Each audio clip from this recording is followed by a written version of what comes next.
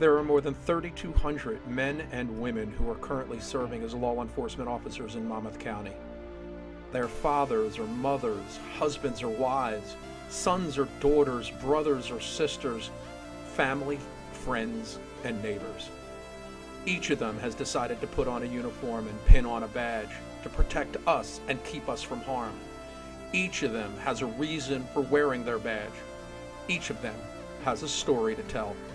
Meet Detective Joseph Spitale of the Long Branch Police Department. The reason I became a police officer is because my uncle Carmen Spitale was a police officer for Old Bridge Township. I looked up to him. He was a highly respected man, and I wanted to be like him.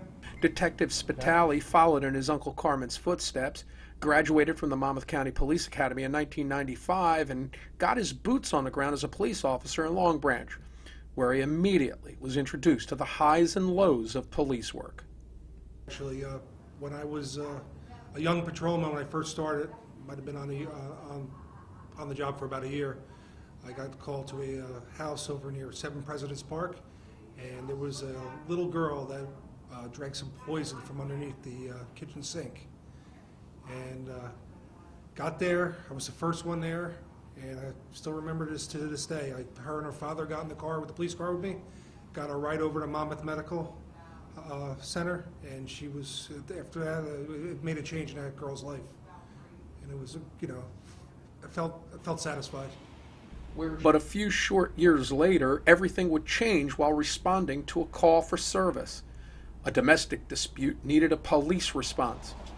Unfortunately, the police officer who was just earning his stripes as a veteran was seriously injured in a car crash that forced his retirement with a disability. We were on a call over on Dudley Street for a domestic.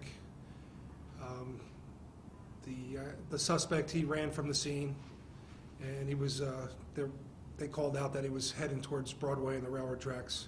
So I jumped into the police car, and I came over the tracks, and they didn't have any brakes in the police car. The brakes failed, and went right into the telephone pole.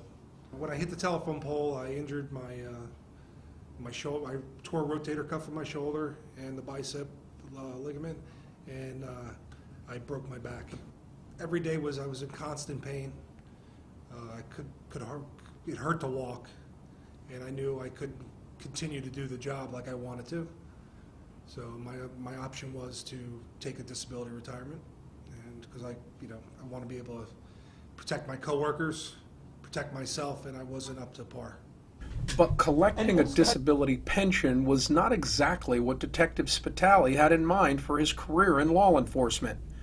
Determined to return to the job, a few medical procedures, and a lot of hard work, he fought his way back to his job, his badge, and a career he thoroughly loves. I felt like I wasn't, I didn't complete my career, and I wanted to get back to work. I love the job, and I just wanted to be a police officer again.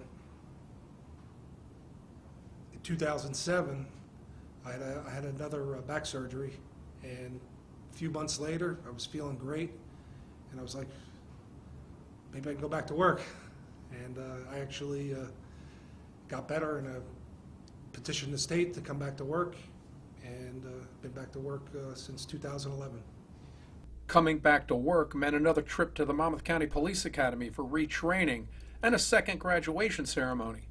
But once back on the job, Detective Spitale jumped right back into the highs and lows of police work. Only he had gained a different view of things.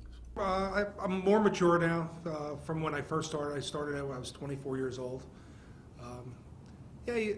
I think it's a lot better. You think things out more, and you're more methodical. When I wake up in the morning, I just want to get out there and do the best I can, close cases, and I want to make a difference. I want to see the victims get justice. When you complete, a case to the very end, and it's very satisfying for me, to see it from beginning to end. What it really affects me is when there's a child injured or a victim of a crime, and that really gets to me. I have 4 children of my own, and some of those days are pretty tough on law enforcement.